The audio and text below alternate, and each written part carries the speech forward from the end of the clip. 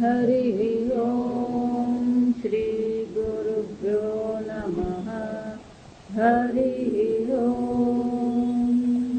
ओं शन्नो मित्रः शं वरुणः शन्नो भवत्वर्यमा शन्न इन्द्रो बृहस्पतिः शन्नो विष्णुरुक्रमः नमो ब्रह्मणे नमस्ते वायो त्वमेव प्रत्यक्षं ब्रह्मासि त्वमेव प्रत्यक्षं ब्रह्म वदिष्यामि ऋतं वदिष्यामि सत्यं वदिष्यामि तन्मामवतु तद्वक्तारमवतु अवतु माम् अवतु वक्तारम्। ॐ शान्ति शान्ति शान्तिः। ॐ भद्रं कर्णेभिः शृणुयाम देवाः भद्रं पश्येमाक्षभिर्यजत्राः स्थिरैरङ्गैः स्तुष्ट्वागुंसस्तनूभिः व्यशेम देवहितं यदायुः स्वस्ति न इन्द्रो वृद्धश्रवाः स्वस्ति न पूषा विश्ववेदाः स्वस्ति नस्तार्क्ष्यो अरिष्टनेमिः स्वस्ति नो बृहस्पतिर्ददातु। ॐ शान्ति शान्ति शान्तिः। ॐ सहनावतु सहनौ भुनक्तु सह वीर्यं करवावहै तेजस्विनावधीतमस्तु मा विद्विषावहै। ॐ शान्ति शान्ति शान्तिः।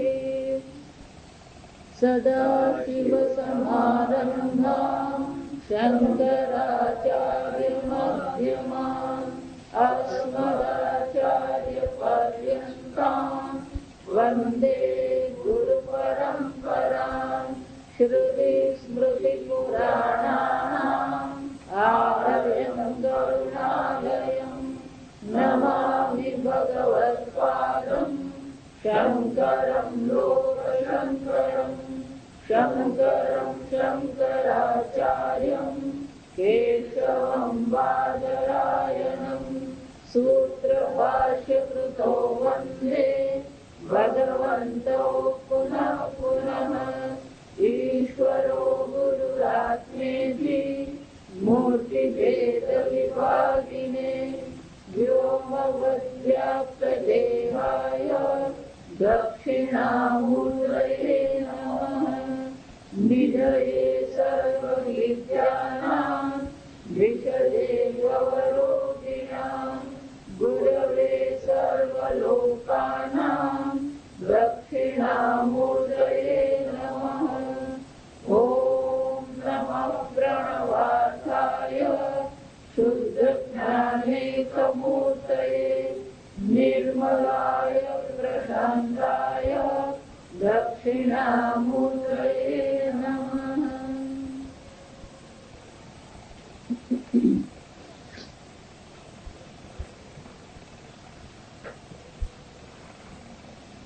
मंत्र 10। अथ उत्तरेण तपसा ब्रह्मचर्येण श्रद्धया विद्यया आत्मानम् अन्विष्य आदित्यम् अभिजयन्ते एतद्वै प्राणानाम् आयतनम् एतदमृतम् आयतनम् एतदमृतम् अभयम् एतत्परायणम् एतस्मान्न पुनरावर्तन्ते एतस्मान्न पुनरावर्तन्ते न बोलવાનું एतस्मान्न पुनरावर्तन्ते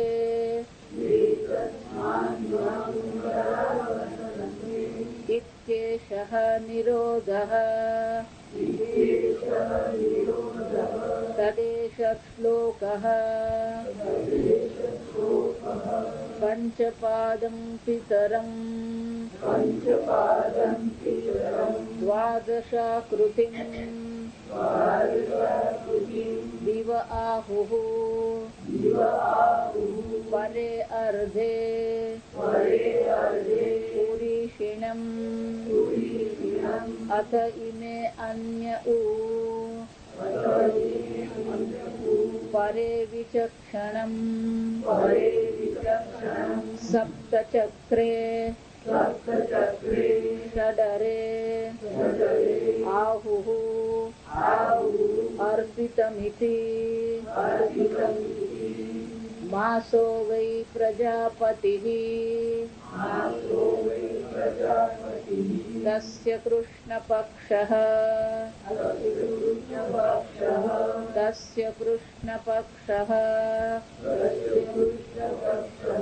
एव रयिः शुक्लः प्राणः तस्मादेतऋषयः शुक्लः इष्टं कुर्वन्ति इतरे इतरस्मिन् પીપલાદ મુનિએ 9મા મંત્રમાં જણાવ્યું જે આ પ્રકારથી ઇષ્ટ પૂર્ત અને દત્ત કર્મ કરે છે ઉપાસના કરતા નથી એમને ચંદ્રલોકની પ્રાપ્તિ થાય છે અને ચંદ્રલોકમાંથી એ પુનરાવર્તનતે પાછા આવે. હવે કે છે જે ઉપાસના સહિત ઉત્તરાયણ માર્ગની ઉપાસના કરે છે એટલે કે છે અથ ઉત્તરેણ એટલે કે ઉત્તરાયણ જે છે પ્રજાપતે હે અંશમ જ્યાં ઉત્તરાયણ કીધું તો ઉત્તરાયણ પણ શું છે પ્રજાપતિનો અંશ જ છે કારણ કે પ્રજાપતિમાંથી જ રઈ અને પ્રાણ ઉત્પન્ન થયા. રઈ અને પ્રાણમાંથી સંવત્સરના બે વિભાગ છે ઉત્તરાયણ અને દક્ષિણાયણ. એટલે શંકરાચાર્ય ફરીથી આપણને યાદ કરાવી દે છે આ ઉત્તરાયણ એટલે શું છે પ્રજાપતે અંશમ પ્રાણમ અત્તારમ આદિત્યમ અભિજયંતે બધે ચાલતું જ રહેવાનું. એટલે કે છે આ પ્રજાપતિનો જે અંશ છે જે પ્રાણ છે જે અત્તારમ એટલે કે જે ભોગતા છે જે આદિત્ય છે એને જ અભિજયંતે જે આ પ્રકારથી ઉત્તરાયણ માર્ગ પર ચાલનારા છે એ આ આદિત્યને આદિત્ય લોકમાં સૂર્ય લોકમાં જાય છે. અભિજયંતે એટલે કે એ લોકની પ્રાપ્તિ કરે છે. કેવી રીતે કરે છે તો કે છે તપસા ઇન્દ્રિય જયેન વિશેષતઃ બ્રહ્મચર્યેણ શ્રદ્ધયા.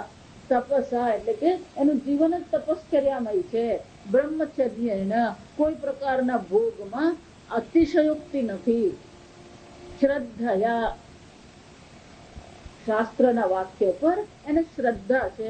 વિદ્યા એટલે કે એ ઉપાસના કરે છે. અહીંયા આગળ વિદ્યાનો અર્થ આમ તો આપણે જ્ઞાન કરીએ પણ જયારે કર્મની સાથે વિદ્યા શબ્દ આવે તો એ વિદ્યાનો અર્થ શું કરવાનો ઉપાસના કરવાનો.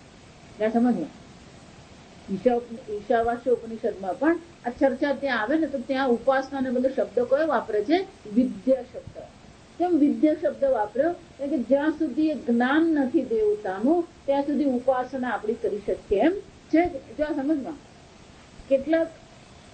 કેટલીક બાબતો આપણા મનમાં સ્પષ્ટ હોવી જોઈએ. ધ્યાન કરતા પહેલા જ્ઞાન આવશ્યક છે. ધ્યાન પછી જ્ઞાન નથી. જો સમજવા આજકાલ જે ચાલી રહ્યું છે બધા શું માને છે બસ આ પ્રકારથી ધ્યાન કરીએ એટલે બ્રહ્મનો સાક્ષાત્કાર થઈ જાય. તો પ્રશ્ન શું છે જ્ઞાન વગર ધ્યાન થઈ શકે નહીં.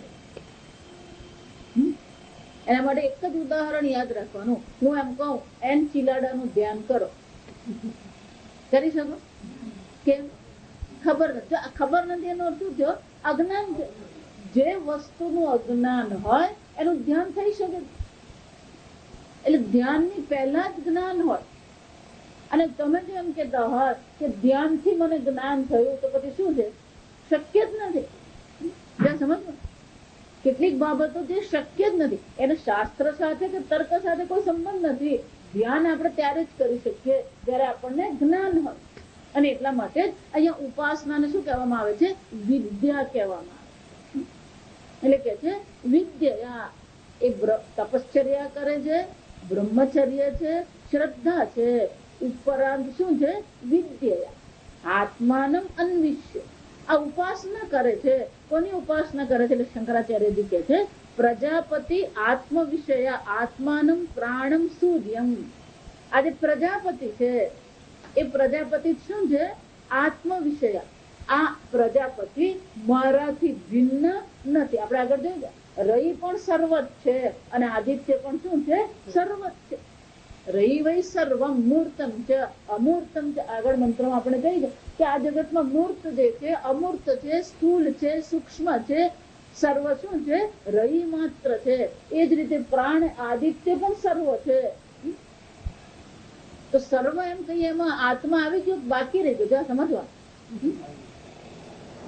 એટલા માટે સર્વ બ્રહ્મ છે એમ કે ને, તો પછી હું ક્યાં? પછી સર્વ બ્રહ્મ એમ કે આમ હાથ આમ કરે ને એનો અર્થ શું થાય? આ બધું બ્રહ્મ છે, પણ હું પછી કોણ? એ જ પોપટલાલ. હા, સકલમ સકલમ અહમ ઇદમ વાસુદેવ. સકલમ અહમ ઇદમ વાસુદેવ. સમજ? પેલો અહમ ભૂલી નહીં જવાનું. સમજ? વૈજ્ઞાનિકો પણ જે બધા છે એ બધા પણ ઋષિઓ જ છે. આઈન્સ્ટાઈન જોઈએ આપણે, આ બધા કોણ છે? ઋષિઓ. કેમ? અનેક પ્રકારથી ચિંતન કરે છે, સૂક્ષ્મ ચિંતન કરનારા છે. આખું જીવન આઈન્સ્ટાઈને પેપર ને પેન્સિલ થી કાઢેલું. જો વિચારી ગયું. કોઈ પ્રકારના પ્રયોગ વગર ફક્ત સિદ્ધાંત એમણે પેપર પર લખીને બતાવ્યો. અને આખા ભૌતિક શાસ્ત્રના જે જગત હતું એમાં ધરતીકંપ થઈ ગયો. જો વિચારો, જયારે સાપેક્ષવાદે લાવ્યા ત્યારે આખો ભૌતિક શાસ્ત્રનું જગત હતું એ શું થઈ ગયું? ધરતીકંપ ત્યાં થઈ ગયું.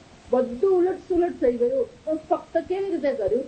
પેપર અને પેન્સિલ થી કર્યું. જો વિચારી, બધા મોટા મોટા વિચારકો છે. બધા કોણ છે? વિચારકો. પણ બધા વિચારકોની એક જ મુશ્કેલી છે, બધો વિચાર કરે છે તો પેલો હું નો વિચાર એ લોકો કરતા નથી. મુશ્કેલી શું છે? પેલો હું એ લોકોને બાજુ જ રહી જાય. વિચાર, હું જે છે, જે ચૈતન્ય સ્વરૂપ છે, જે સ્વતઃ સિદ્ધ છે, સ્વપ્રકાશ છે, એને જે લોકો શું કરી દીધો છે? બાકાત કરી દીધો. આ વિચારી, એને શું કહેવાય? દ્રષ્ટા કહેવાય. એને શું કહેવાય? દ્રષ્ટા. જે સાક્ષી છે, જે દ્રષ્ટા છે, એને જે લોકો શું કરે છે? બાકાત કરી નાખે. અને એટલા માટે અહીંયા આગળ સુરતી માતા કહે છે આ બધું છે તો ખરું, પણ વિદ્યા એ ઉપાસના પણ કરે. કર્મ તો કરે જ છે, તપશ્ચર્યા તો કરે જ છે, બ્રહ્મચર્યનું પાલન કરે છે, ઉપરાંત શું કરી રહ્યા છે? વિદ્યા. વિદ્યા દ્વારા. વિદ્યા દ્વારા એટલે શું છે? આ ઉપાસના દ્વારા. તો ઉપાસના કઈ કરે છે? પ્રજાપતિ આત્મ વિષયા. આ પ્રજાપતિ મારો આત્મા છે. ત્યાં સમજવાનું, વેદાંત પહેલેથી જ ઐક્યથી જ ચર્ચા કરે. પહેલા બે છે ને પછી એક નહીં કરવાનું. આ સમજવાનું, પહેલા બે સ્વીકારો અને પછી એક કરો એમ નહીં. પહેલેથી એક જ થી ચાલવાનું. એ જે પ્રજાપતિ છે એ આત્મ વિષયા છે, એટલે કે મારો આત્મા છે એ પ્રકારથી શું કરવામાં આવે છે? ઉપાસના કરવામાં આવે છે. આત્માનમ પ્રાણમ. આ આત્મા જે છે એ જ પ્રાણ છે, એ જ સૂર્ય છે, એ જ જગતસ્તસ્તુ. આ જગતનું અધિષ્ઠાન પણ કોણ છે? એ જ સૂર્ય છે. એટલું જ નહીં, અન્વિષ્ય અહમ અસ્મિ. આ કોણ છે? હું. જો બધા આપણા મંત્રો છે ને એ પણ એ પ્રકારથી જ છે. ખરેખર જુઓ તો બધા મંત્રોમાં પણ એ જ અર્થ છે. ઓમ નમો નારાયણાય એમ જયારે તમે કહો હા? તો નારાયણ કોને કહેવામાં આવે? નરસ્ય યમ ઇતિ નારઃ. નરનું જે છે એને નાર કહેવામાં આવે, અને નાર જ જેનું અયન છે, જેનું સ્થાન છે, એને નારાયણ કહેવાય. એનો અર્થ શું થયો? તમારા હૃદયમાં જે હું તરીકે અભિવ્યક્ત થાય છે એ જ નારાયણ છે. રામજીની તમે પૂજા કરતા હોય તો રામ કોને કહેવામાં આવે? રમંતી અસ્મિન ઇતિ રામઃ. રમ શબ્દ રમણ કરવું, આપણે કહે ને આનંદ આવો, સુખ મેળવવું. રમંતી, સર્વ લોકો જેમાં રમણ કરે છે, બધા શામાં રમણ કરે છે? આનંદમાં, સુખમાં જ રમણ કરે છે. તો રામ પણ શું થઈ ગયા? એ આનંદ સ્વરૂપ આત્મા જ છે.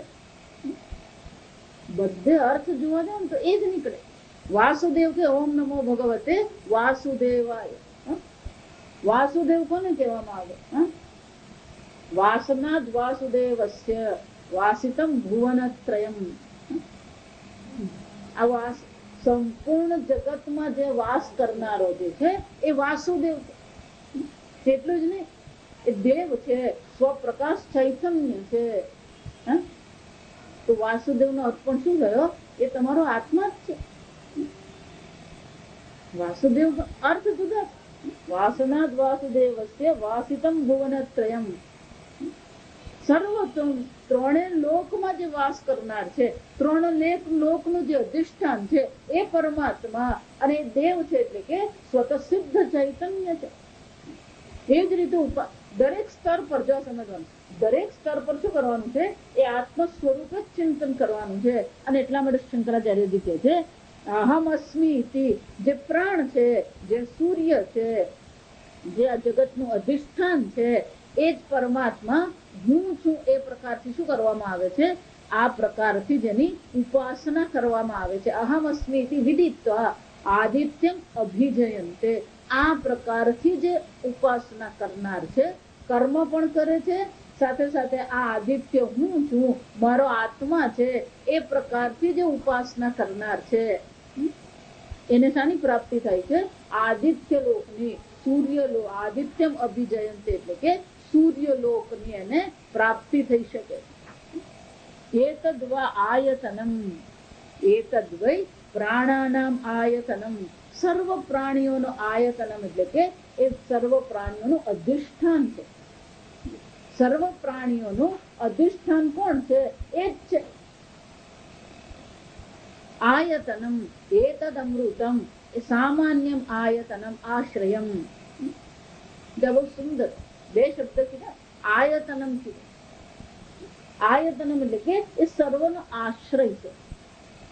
શંકરાચાર્યજી કહે છે સામાન્યમ આયતનમ આશ્રયમ એતદ. એટલું જ નહીં, એતદ અમૃતમ. આ કેવું છે? અમૃત છે. મૃત્યુ ત્યાંનું. ન તત્ર જરયા વિજયતી ન તવ. એટલે કઠોપનિષદમાં બહુ સુંદર કે નચિકેતા શું કહે છે કે આ સ્વર્ગ લોક જે છે, ઉર્ધ્વ લોક છે, એ કેવું છે? તો કે ત્યાં જરા નથી, વૃદ્ધાવસ્થા નથી, અશના પીપાસા એટલે કે ભૂખ અને તરસ ને ત્યાં નથી. જો પેટ કરાવે વેઠ, આ સમજવું. પણ ત્યાં શું છે? અશના અને પીપાસા એટલે કે ભૂખ તરસ ત્યાં નથી, વૃદ્ધાવસ્થા ત્યાં નથી. એટલું જ નહીં, ન તવ. ત્યાં તમારો ભય, હે મૃત્યુ, ત્યાં તમારો પણ ભય, મૃત્યુનો પ્રવેશ નથી. જો સમજો, સ્વર્ગલોકમાં મૃત્યુ જેને આપણે કહીએ છીએ, જે મૃત્યુનો અનુભવ આપણે અહીંયા આગળ કરીએ છીએ, હું મરી ગયો જે અનુભવ કરે, એવો ત્યાં અનુભવ નથી. જો સમજો, એટલા માટે શું કીધું? અમૃતમ. તો પછી આગળ તો કીધું કે પુણ્ય પૂરું થાય ત્યારે તો વળી પાછું આવવું જ પડે. તો ત્યાં શું થાય છે? જેવું પુણ્ય પૂરું થાય ને એટલે શરીર આપોઆપ છૂટી જાય, એટલે એ સીધો શું છે? બીજા શરીરમાં આવી જાય. એટલે આપણે જે આ વૃદ્ધાવસ્થા વ્યાધિ જે છે એનો અનુભવ ત્યાં નથી. સમજ, શરીર તો છોડવાનું જ છે, શરીર ધારણ કર્યું, શરીર છોડવાનું છે, પણ અહીંયા જે શરીર છોડવાની જે પ્રક્રિયા છે, અપક્ષીય તે વિનશ્યતિ જે વ્યાધિ જે છે, આવો કોઈ પ્રકારની વૃદ્ધાવસ્થા નથી, વ્યાધિ નથી. એટલે પુણ્ય પૂરું થયું, કામ પતી ગયું, બીજા લોકમાં જતા રહે. પણ અહીંયા આગળ તો મૃત્યુ એટલે શું છે? આ જો એટલા માટે આપણે એવું કહીએ તેમ બેઠા દાદા ચા પીધી સોફા પર બેઠા હતા અને આમાં ઢળી ગયા. આરામ સારું મૃત્યુ. કેમ? કોઈ દુઃખ જ નહીં, કોઈ સેવા કરાવી જ નહીં. ખાટલામાં પડ્યા હોય તો કેવું દુઃખ હતું. જો આપણા વલસાડમાં જ આ કુટુંબમાં બની ગયો. પેલા દાદા બિચારાને દેખાય નહીં, સંભળાય નહીં, કઈ નહીં. અને જુવાન જો એમનો દીકરો જે એમની સેવા કરતો હતો એ અચાનક જ ગુજરી ગયો.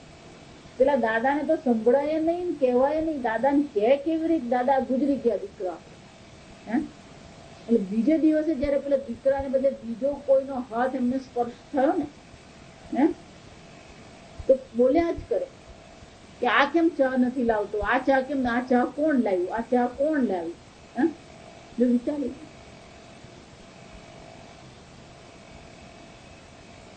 એમના પત્ની ગુજરી ગયા. બધા એમને મોટે મોટેથી કહે કે બા ગુજરી ગયા છે. એમને ખબર જ નહીં બા ગુજરી. એમના હાથમાં હાર આપ્યો ને પેલો બાને પહેરાવે. તો એમને એમ કે કોઈ મહાત્મા આવ્યા એને પહેરાવવા માટે. મને જો વિચારો, આવા 2 વર્ષ દાદાએ કાઢ્યા. ઘરવાળાને કેવી દશા, દાદાને. બા ગયા, દીકરો ગયો, દાદાને ખબર જ નહીં પડે.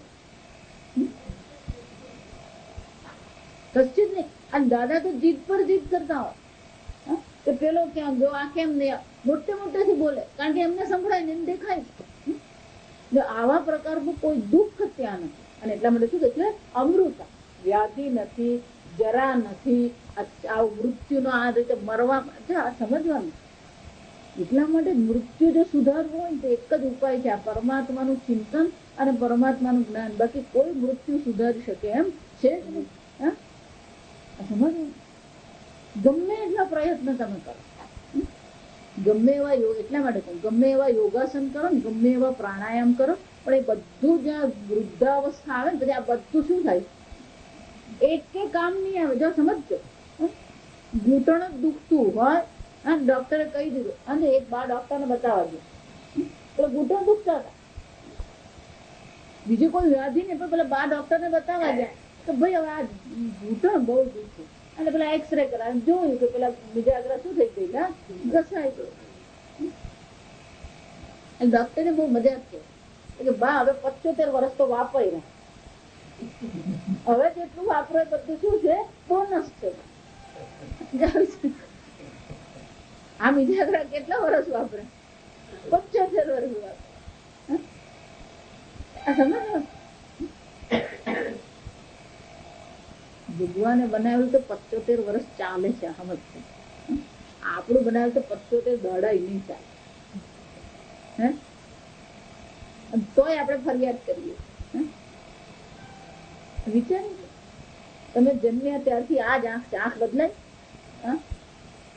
રિપ્લેસમેન્ટ કર્યું. માના ગર્ભમાં હતા ત્યારે પેલું 1 સેન્ટીમીટરનું હૃદય હતું, એ જ હૃદય અત્યારે શું થઈ ગયું, ધબકી રહ્યું. વિચારી ગયું, બધું છે.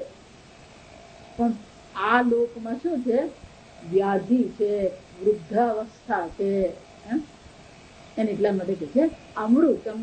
એ સૂર્ય લોક જે છે, આદિત્ય લોક જે છે, ત્યાં શું છે, આ પ્રકારનો અનુભવ નથી, દુઃખનો અનુભવ નથી. અને એટલા માટે શું કહેવામાં આવે, અમૃતમ છે.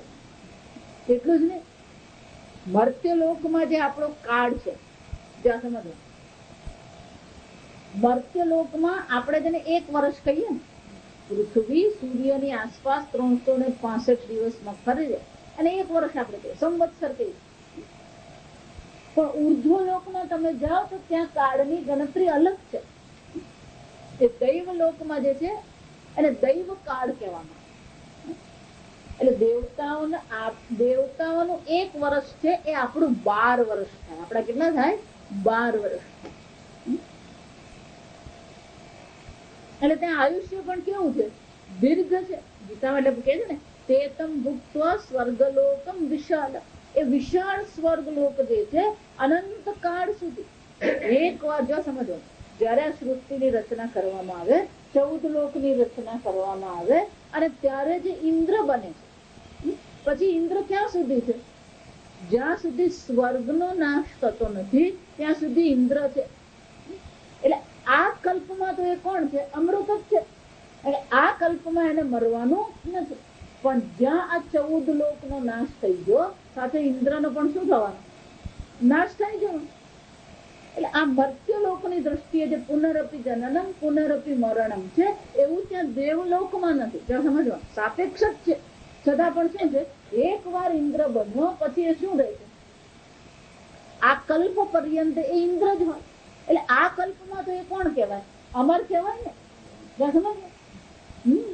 અને એટલે કે છે અમૃતમ. એક વાર એ લોક પ્રાપ્ત કર્યું પછી ત્યાં જ રહેવાનું છે. જ્યાં સુધી એ લોકનો નાશ નહીં થાય ત્યાં સુધી ત્યાં જ છીએ આપણે. જો એટલે યમરાજા પણ નચિકેતાને કહે છે કે નચિકેતા તારો જે વૈરાગ્ય છે શ્રેષ્ઠ છે, તને આટલા બધા પ્રલોભન આપ્યા પણ ક્યારેય તું એમાં આકર્ષિત નહીં થયો. પણ મારો વૈરાગ્ય આટલો દ્રઢ નતો. જો આ યમરાજા એટલે સૂર્ય ભગવાનના પુત્ર છે. સમજવાનું. યમરાજા શું છે? વિવસ્વાન. વૈવસ્વત એટલે કે વિવસ્વાનના પુત્ર એ યમરાજા. 4 જણા છે. જો આ સમજવાનું. સૂર્યના શું છે? 4 છે બાળક. એમાં 2 એમના પત્ની જે છે દીવા જેને કહેવાય, એની 2 પત્ની જે છે એમાંની એક આપણી દિવસ જેને આપણે, બીજી જે છાયા છે. 2 પત્ની. પહેલી પત્ની હતી ને તેજથી બિચારી અકળાઈ ગઈ. એટલે પોતાની છાયાને એને શું કરી દીધું? ત્યાં મૂકી દીધું. પહેલી પત્નીથી એમને કોનો જન્મ થયો? તો કે આ ધર્મરાજ યમરાજનો જન્મ અને યમુનાનો. જો એટલા માટે ભાઈબીજ ઉજવ્યા. ભાઈબીજ ને દિવસે શું હતું? માં યમુના જે છે એ યમરાજને શું કરે છે? રક્ષા કરે.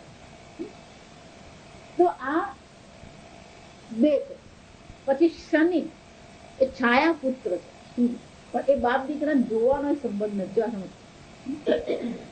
આપણે કેમ આપણી પાસે 12મો ચંદ્ર, શનિ સૂર્ય જરાય બને એ જોવાનો સંબંધ નહીં. પણ શનિ પણ કોણ છે? સૂર્ય પુત્ર. એ જ રીતે આપણે તાપી નદીને શું કહીએ? સૂર્ય પુત્રી. તાપી નદી પણ સૂર્ય ભગવાનની પુત્રી. એટલે આ સુરત પણ નથી, સૂર્યપુર છે. સુરત ખરેખર શું છે? સૂર્યપુર છે. આમ યમરાજા એ સૂર્ય ભગવાનના પુત્ર છે. અને યમરાજાને આ બ્રહ્મ વિદ્યાનો ઉપદેશ કોણે કર્યો હતો? એમના જ પિતા વિવસ્વાને કર્યો. એટલે યમરાજા કહે છે જ્યારે મને આ બ્રહ્મ વિદ્યાનો ઉપદેશ કરવામાં આવ્યો હતો ત્યારે મને આ બ્રહ્મ વિદ્યા પર એટલી બધી શ્રદ્ધા નથી. મારો વૈરાગ્ય એટલો દ્રઢ નતો. એટલા માટે આ નાચિકેત અગ્નિ જે મેં તને આપ્યો જેને કારણે સ્વર્ગની પ્રાપ્તિ થઈ શકે, બીજા વરદાનમાં જે તે માંગ્યું છે એ નાચિકેત અગ્નિની મેં ઉપાસના કરી હતી. એટલે મને બ્રહ્મ વિદ્યાની પ્રાપ્તિ તો થઈ પણ સાથે સાથે આ ઉપાસના કરી હતી. એ ઉપાસનાના ફળ રૂપે અત્યારે હું યમ પદ ભોગવી રહ્યો છું. અને યમ પદ ભોગવવું શું છે? સારું છે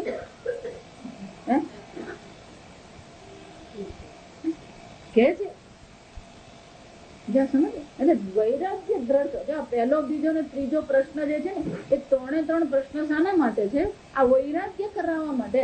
અહીંયા જ નહીં પરલોકમાં પણ શું થવો જોઈએ? વૈરાગ્ય આવવો જોઈએ. એટલે યમરાજા કે છે નચિકેતા તારો વૈરાગ્ય શ્રેષ્ઠ છે અને તારો વૈરાગ્ય જોઈને મને ખૂબ આનંદ થયો. એટલા માટે આ કિંમતી મૂર્તિઓની જે માળા છે એ હું તને આપું છું. તો ખુશ થઈને આપે.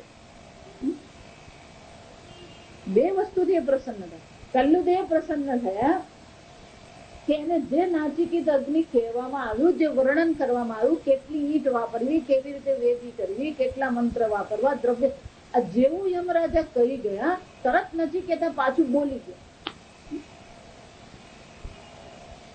આવી બુદ્ધિ હતી એ નચિકેતા. એટલું જ ને એનો વૈરાગ્ય પણ શ્રેષ્ઠ હતો. એટલા માટે આ યમલોક એમને મળ્યું. યમરાજા બન્યા. પણ હવે યમરાજા બન્યા પછી છૂટી શકે? જ્યાં સુધી પેલો કલ્પ પૂરો થાય નહીં, પ્રલય થાય નહીં ત્યાં સુધી આપણે શું કરવું પડે? યમલોક ભોગવવો જ પડે. જો એક ધ્રુવની હાલત થઈ. ધ્રુવની પણ એ જ હાલત છે.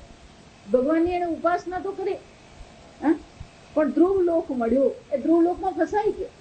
કેમ કે જ્યાં સુધી પ્રલય નહીં થાય ત્યાં સુધી શું કરવું પડે? એ પદ એને ભોગવવું જ પડે.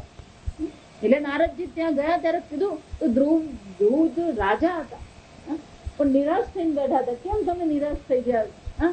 તો કે જે સાક્ષાત આનંદ સ્વરૂપ પરમાત્મા મારી સામે આવ્યા, એ પરમાત્માને માગવાને બદલે આ ધ્રુવ પદ મેં માગી લીધું અને પરમાત્માથી હું વિમુખ થઈ ગયો. પતંજલિ યોગમાં પણ સિદ્ધિની ચર્ચા છે, પણ એ સિદ્ધિ પણ બધી કેવી છે? જ્યાં સુધી આ તમારું શરીર છે, જ્યાં સુધી આ તમારું મન ચિત્ત ચાલી રહ્યું છે, ત્યાં સુધી આ બધી જ સિદ્ધિ છે. એક વાર તમારું મન ઢીલું પડ્યું, બધી સિદ્ધિ પણ શું થઈ જાય? અને જ્યાં 65-70 થાય એટલે મન પણ શું થવા માંડે? ગમે એટલું તમે પ્રયત્ન કરો, ત્યાં સમજો એટલે આ સિદ્ધિ પણ કેટલા વર્ષ સુધી કામ આવે?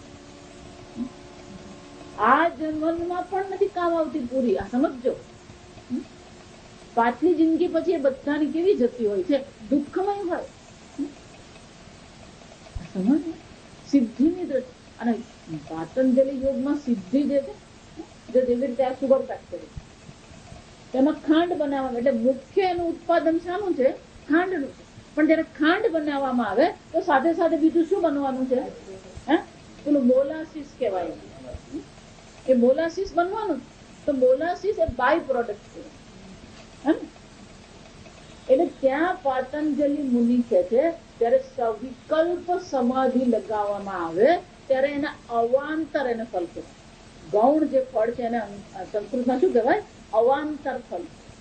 એટલે ત્યાં પતંજલિ યોગમાં કહે છે સવિકલ્પ સમાધિ વખતે આ પ્રકારના અવાંતર ફળ રૂપે સિદ્ધિ મળે. જ્યાં સમજજો, પતંજલિ યોગનું લક્ષ્ય સિદ્ધિ નથી. ત્યાં સ્પષ્ટ રીતે કહે છે આ અવાંતર ફળ રૂપે શું છે? આ સિદ્ધિઓ મળી શકે ખરી. મળે જ એવું જરૂરી નથી.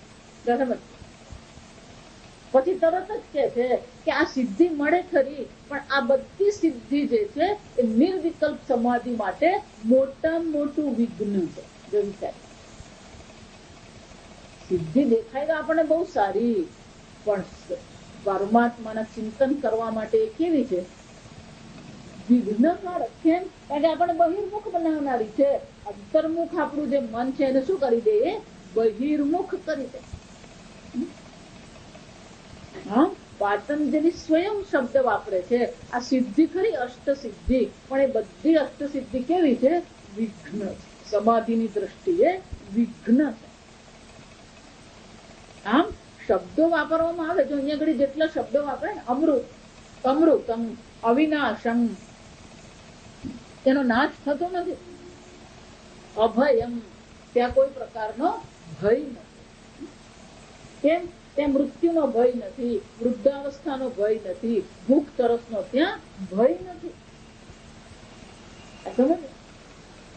અહીંયા તો આપણે ચાલતા હોય ને તો ક્યારે પેલો સામે આવીને ઉભો રહી જાય. એટલા માટે આ બધા યમદૂત ફરતા હોય આ રસ્તા પર. જેટલા ફરે બધા શું છે? યામાહા એટલે બધા યમદૂત જ છે. સમજો. અને પેલો ટ્રક વાળો છે ને એ સાક્ષાત યમ જ છે. સમજો.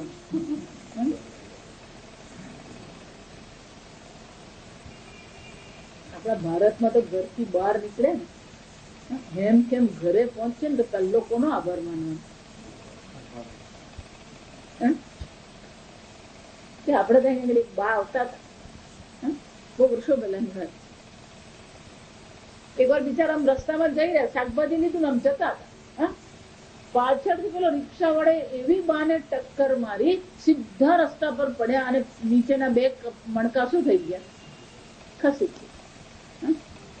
જો વિચાર. એટલે આપણને એમ થાય કે ના હું તો બરાબર ચાલું, તમે બરાબર ચાલતા, પણ પેલો શું છે? સાચું નથી ચાલવું. એટલે આ લોક કેવું છે? સતત ભય યુક્ત છે. કેવું છે? અહીંયા ભય છે, સતત ભયમાં આપણે જીવીએ. પેલો મચ્છર નો ભય આપણને વિચારો. જયારે આ જે આદિત્ય સૂર્યલોક છે તે કોઈ પ્રકારના આવા લૌકિક ભય નથી. એટલે શું કે છે? અભયમ અમૃતમ એતત પરાયણમ એવમ અભયવર્જિતમ ન ચંદ્રવત. શંકરાચાર્યજી કહે છે કે એવું અભય કેમ છે? તો કે ચંદ્ર જે છે એમાં ચંદ્રમાં કેવું હોય છે? એટલે કે છે ન ચંદ્રવત ક્ષય વૃદ્ધિ અભયવત. કે ચંદ્ર હોય ને એની ક્ષય અને વૃદ્ધિ થાય. એમ અહીંયા ઘડી કોઈ ક્ષય અને વૃદ્ધિ નથી, કોઈ ભય નથી, કઈક વધારે છૂટી જશે એવું નથી. બધા પ્રકારના ભોગ ઉપલબ્ધ છે. તો ત્યાં બધા પ્રકારના ભોગ છે, સુખ છે, ભય નથી. જો વિચાર, ધારો કે તમને કોઈ સરસ મજાનું ખાવાનું આપે પણ માથા પર તલવાર લટકતી હોય તો હે, હાફૂસ કેરીનો રસ પણ આપે પણ શું છે? ભાવે?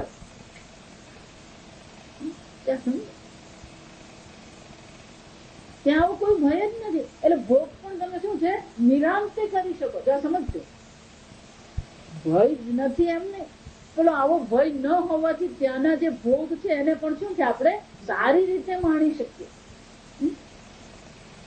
એટલા માટે કે છે અમૃતમ અભયમ એતત પરાયણમ એતસ્માન ન પુનરાવર્તન્તે. એકવાર આ સૂર્યલોકમાં ગયા પછી શું છે ત્યાંથી ફરી પાછું મર્ત્ય લોકમાં આવવું પડતું નથી.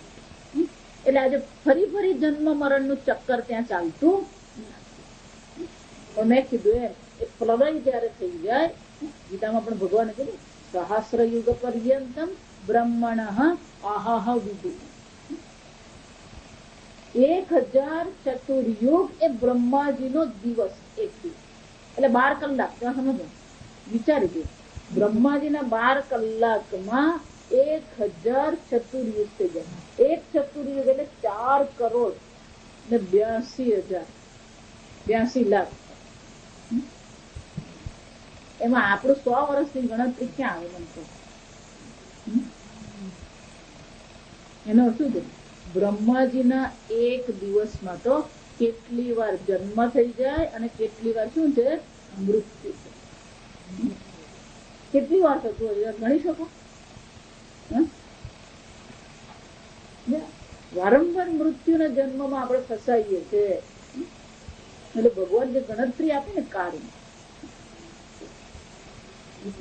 પણ જ્યાં એ બ્રહ્માજીની રાત્રિ થઈ એટલે આ સંપૂર્ણ બ્રહ્મલોક સિવાય બાકીના બધા લોકનું શું થઈ જાય છે? પ્રલય થઈ જાય, નાશ. એટલે એનો જયારે પ્રલય થઈ ગયો ત્યારે યમલોક હોય કે સ્વર્ગલોક હોય કે ઇન્દ્ર હોય કે સૂર્યલોક હોય બધાનું શું થઈ જાય? નાશ. પછી પાછું જયારે બ્રહ્માજીનો દિવસ થાય ત્યારે વળી પાછી શું થાય છે? આ સૃષ્ટિ થાય. એટલે બ્રહ્માજીના એક વર્ષમાં શું થાય? કેટલી વાર નાશ થાય? 3,365 વાર નાશ થઈ જાય. અને એ દિવસની અંતર્ગત પણ શું થવાનું? જન્મ અને મરણ. સતત ચક્કર ચાલુ જ છે. અત્યારે શું કહેવાય છે? પરાર્ધે. આ બ્રહ્મલોકમાં જે છે એ બ્રહ્માજીનું 50 આયુષ વર્ષ પૂરું થયું. હવે પેલો બીજો અડધું ચાલુ જ થયું છે એવું કહેવાય. આજે બ્રાહ્મણો જે કરે ને સંકલ્પ કરે ને ત્યારે વિચારવાનું.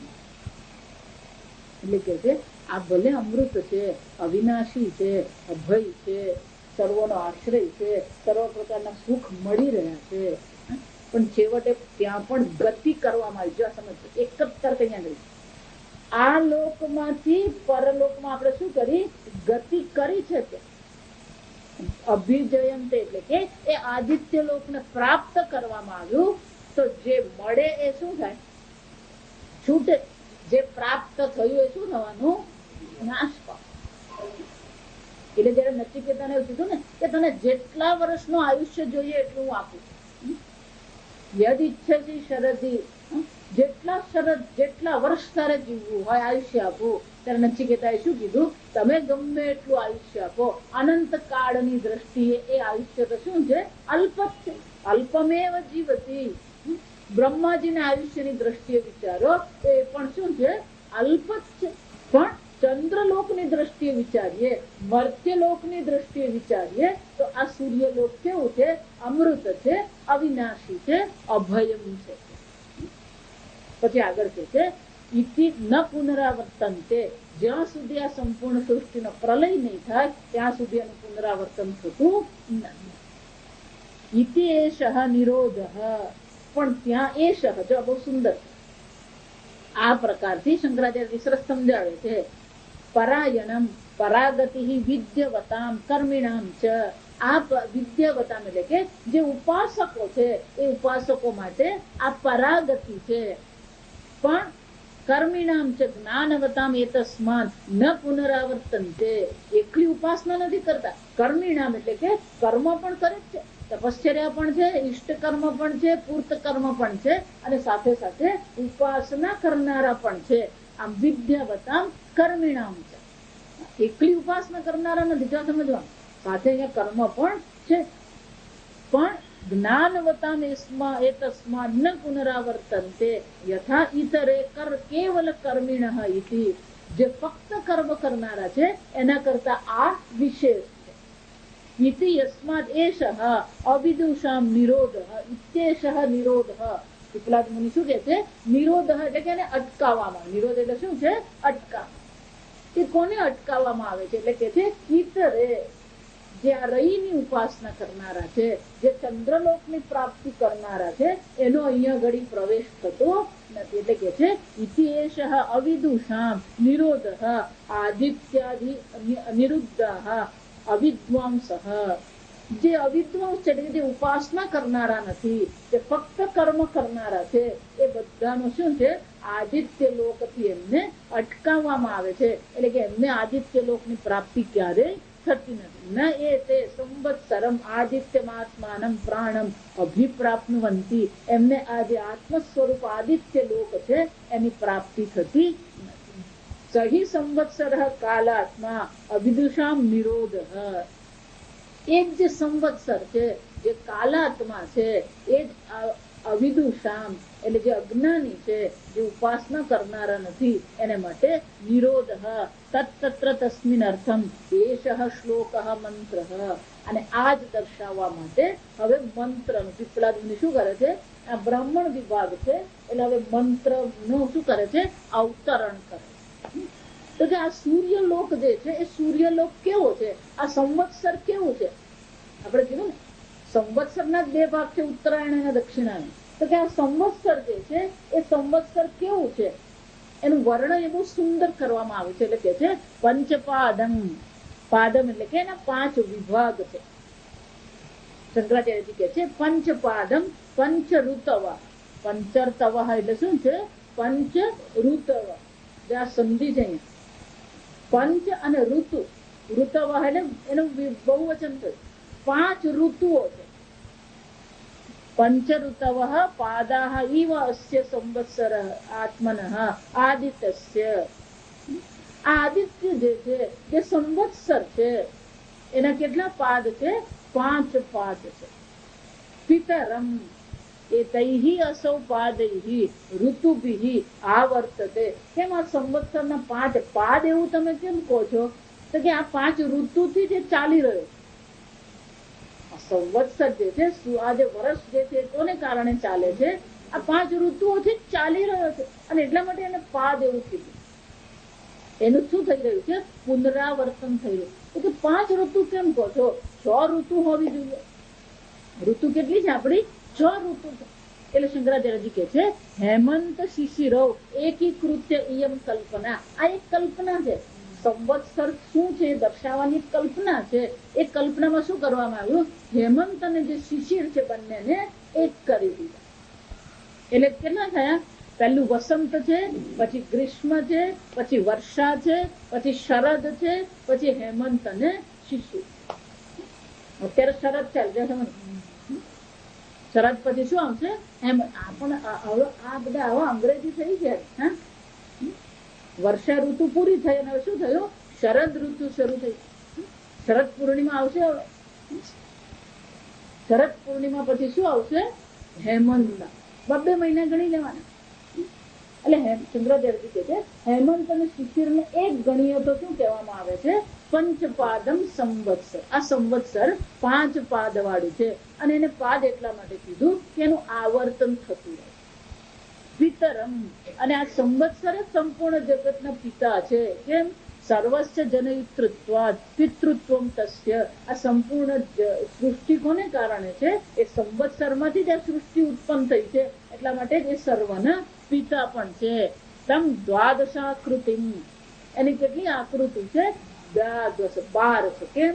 દ્વાદશ માસઃ આકૃતયઃ અવયવાઃ. આ સંવત્સરના 12 અવયવ છે એટલે દ્વાદશાકૃતિમ. અથવા તો એનું વિભાગીકરણ કેવી રીતે કરવામાં આવ્યું છે? અહીંયા બે સમાસ છે, 2 પ્રકારથી બતાવે છે શંકરાચાર્યજી કહે છે.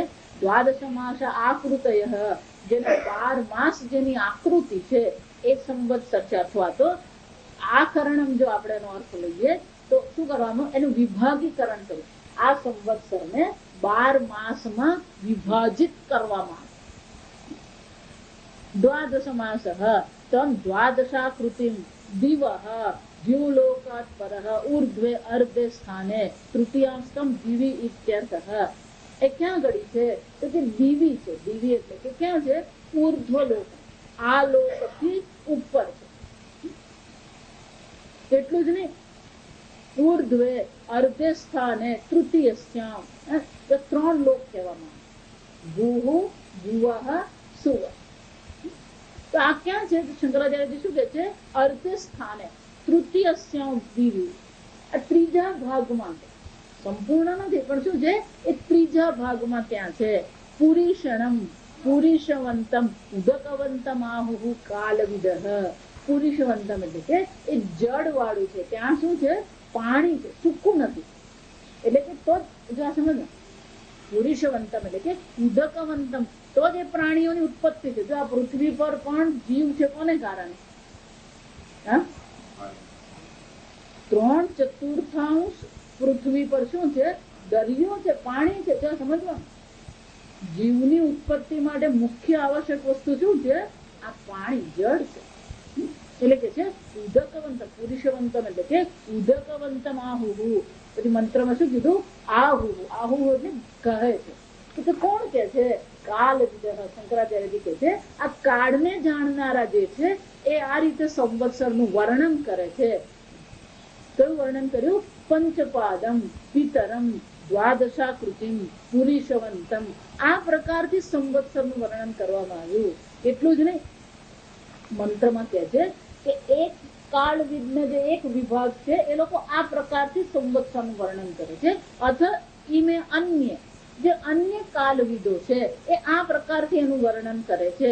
ઉપરે વિચક્ષણમ સપ્ત ચક્રે ષડરે આહુઃ ઇતિ. એ લોકો એનું શું કહે છે? જુદા પ્રકારથી. એટલે શંકરાચાર્યજી કહે છે અથતમ અન્ય ઇમમ ઉપરે કાલવિદઃ વિચક્ષણમ નિપુણમ સર્વજ્ઞમ. બીજા જે છે જે કેવા છે? એ કાળવિદ છે, સર્વજ્ઞ છે, વિચક્ષણ નિપુણ લોકો છે. અથવા કાળની પણ ગણતરી છે. આપણે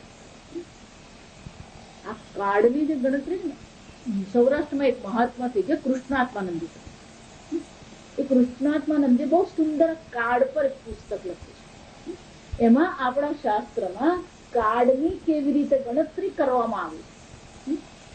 આપણે 8 પ્રકારના કાળ છે. સમજવું, આપણે જે અહીંયા કાળ આપણે અહીંયા પણ જોયું, આપણે આગળ જોઈ ગયા. એક તો સૌર છે અને બીજો ચાંદ્ર છે. સૂર્યથી જે ગણતરી કરીએ ને એ દિવસ રાતથી આપણે ગણતરી કરીએ, સૂર્યની ગણતરી એટલે સૌર કાળ કહેવામાં. એ જ રીતે બીજો ચાંદ્ર કાળ છે. તિથિથી જે ગણતરી કરવાની, એમાં દિવસ, એમાં વર્ષના દિવસ કેટલા થાય? 360 જ થાય. જો સમજવા, એટલે ચંદ્રકાળ. જો એટલા માટે જ્યોતિષ પણ 2 પ્રકારના. ઉત્તર ભારતમાં જે જ્યોતિષ છે ને એ ચાંદ્રયાન છે, પણ દક્ષિણના જે જ્યોતિષ છે એ સૌર્યાન. એ લોકો સૂર્યથી ચાલે. એ લોકોની બધી ગણતરી જે છે, બધી ગણતરી કઈ રીતે ચાલે? સૂર્યની ગતિથી ચાલે. આપણે ત્યાં જે જ્યોતિષ ચાલે છે બધી કઈ છે? ચંદ્રની ગતિ. એટલા માટે આપણે રાશિ જોઈએ, ચંદ્ર કઈ રાશિમાં છે એ વ્યક્તિની એ રાશિ થાય અને એ પ્રકારે એનું વ્યક્તિત્વ. પણ દક્ષિણમાં સૂર્યથી ગણતરી કરે. ચંદ્ર કઈ રાશિમાં છે એની ગણતરી કરવામાં આવે એને ચાંદ્રાયણ. દક્ષિણમાં એ લોકો સૂર્યથી ગણતરી કરે, સૌર કાળ છે લોકો. અને સૂર્યની જે ગતિ છે ને એ 27 નક્ષત્રની ગતિ છે. સૂર્યના નક્ષત્ર એટલે ત્યાં એ લોકો રાશિ નહીં પૂછે. જો તમે પૂજા કરાવો ને તો તમારું નક્ષત્ર કયું, ગોત્ર અને નક્ષત્ર કયું. કે તુલા રાશિ છે તો ચિત્ર નક્ષત્ર. એક રાશિમાં 2.5 નક્ષત્ર ચાલે. આ બધી ગણતરી બરાબર પાકી છે. આ સમજવા ખગોળ શાસ્ત્રોની દ્રષ્ટિ વિચારે, ખગોળ વિજ્ઞાનની દ્રષ્ટિ વિચારે ને એમાંય તમે આગળ પાછળ નહીં કરી શકો. એટલે સૌર કાળ છે, ચાંદ્ર કાળ. એ રીતે મેં કીધું એમ દૈવ કાળ છે. દેવતાઓનું 12, આપણા 12 વર્ષે દેવતાનું 1 વર્ષ થાય. આ રીતે અનેક પ્રકારના પિતૃલોકનો કાળ અલગ છે, ચંદ્રલોકનો કાળ અલગ છે.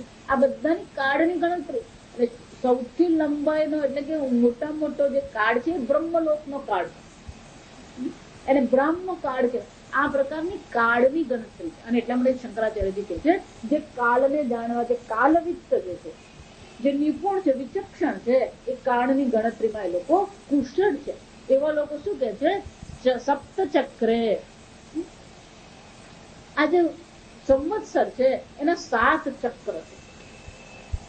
સપ્તહય રૂપેણ ચક્રે એના કેટલા છે?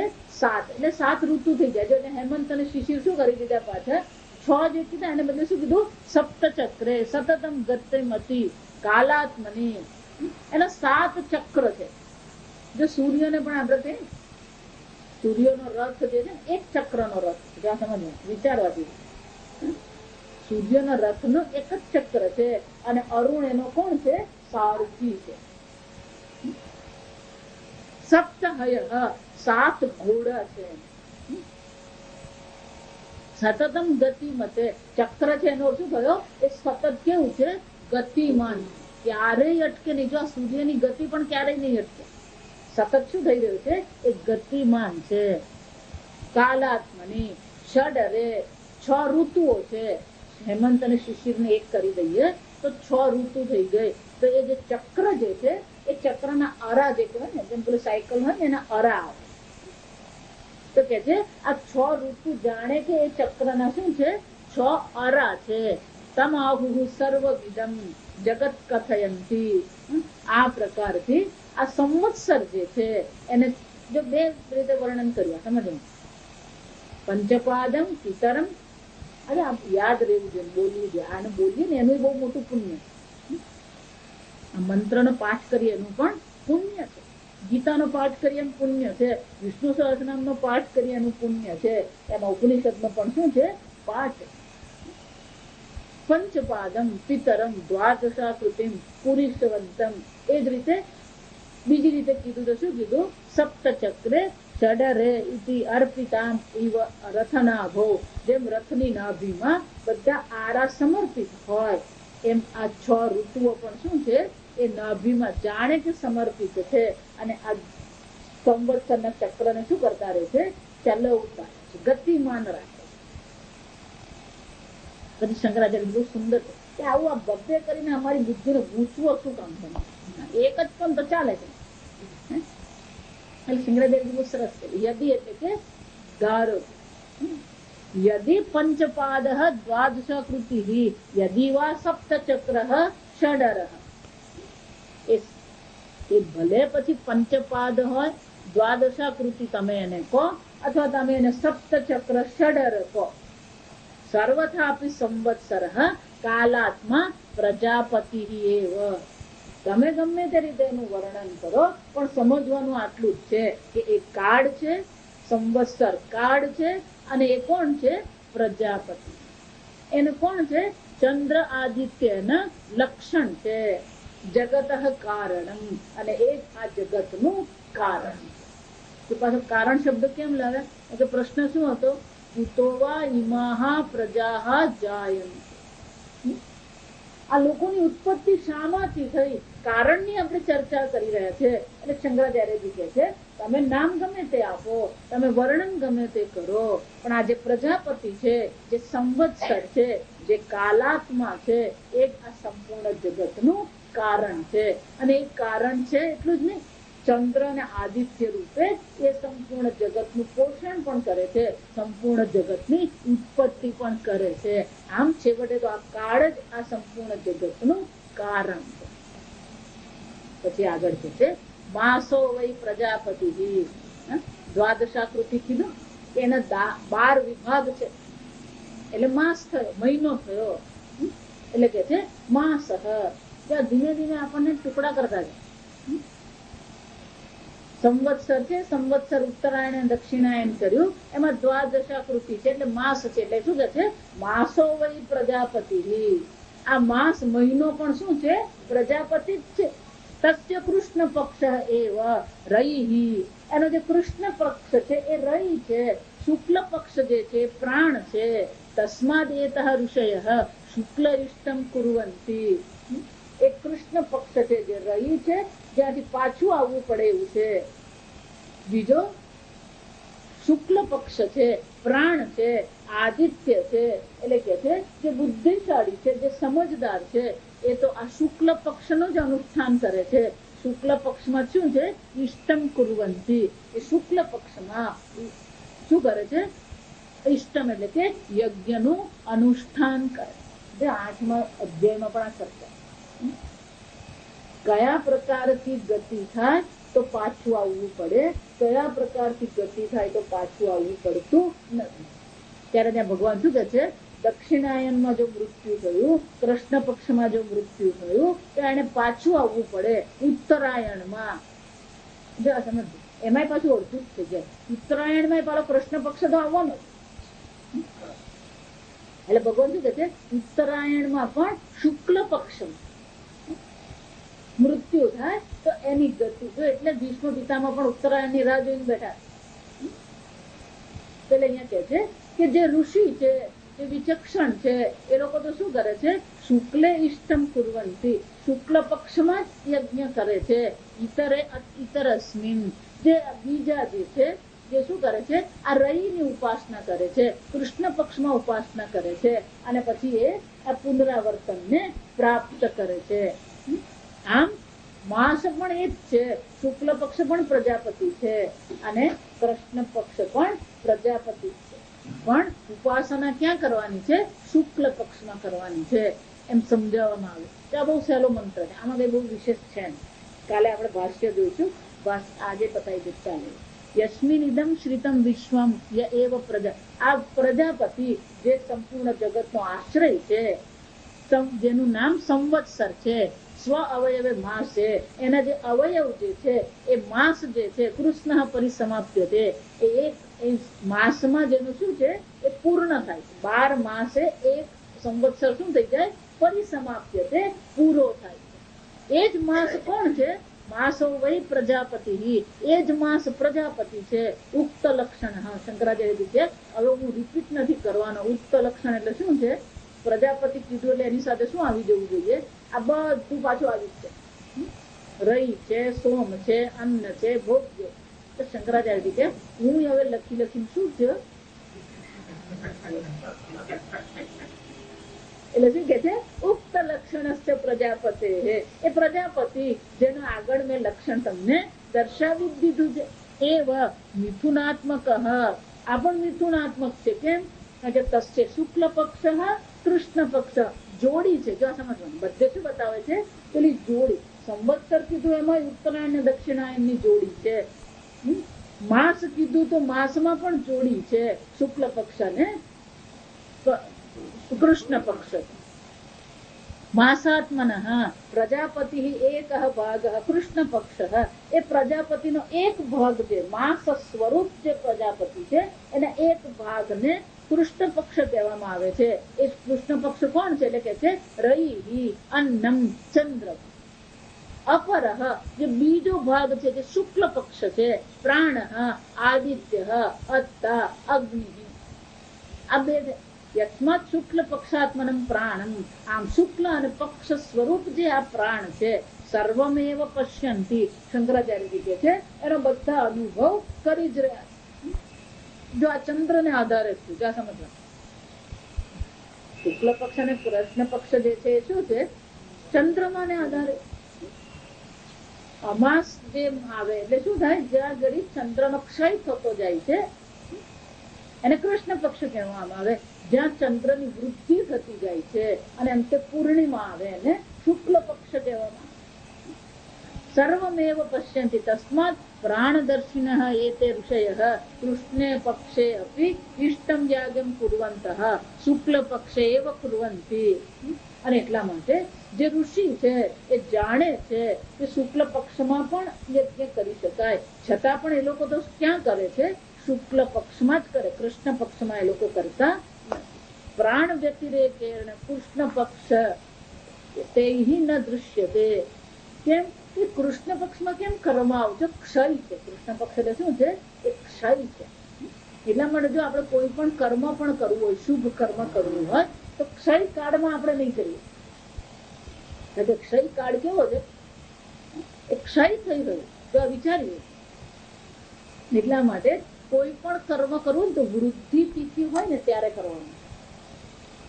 વૃદ્ધિ તિથિમાં કરે ને એનું ફળ અનેક ગણું મળે. અને એટલા માટે અહીંયા કહે છે કે એ લોકો કૃષ્ણ પક્ષમાં પૂજા કરતા નથી, કૃષ્ણ પક્ષમાં યજ્ઞ કરતા નથી. કેમ નથી કરતા? કારણ કે એ ક્ષય છે એટલે એનું પુણ્ય ઘટતું જાય. જેમ ચંદ્રનો પ્રભાવ ઘટતો જાય એમ કર્મ ફળ પણ એનું ઘટતું જાય. અને એટલે કહે છે યસ્માદિતરે તુ પ્રાણાનામ ન પશ્યંતિ ઇતિ અદર્શનમ. જે લોકો આ પ્રકારથી સમજતા નથી, ન પશ્યંતિ એટલે કે જે આ વૃદ્ધિ ક્ષયને સમજતા નથી એ લોકો શું કરે છે અદર્શન લક્ષણમ કૃષ્ણાત્માનમ એવ પશ્યંતિ. એ લોકો આ કૃષ્ણ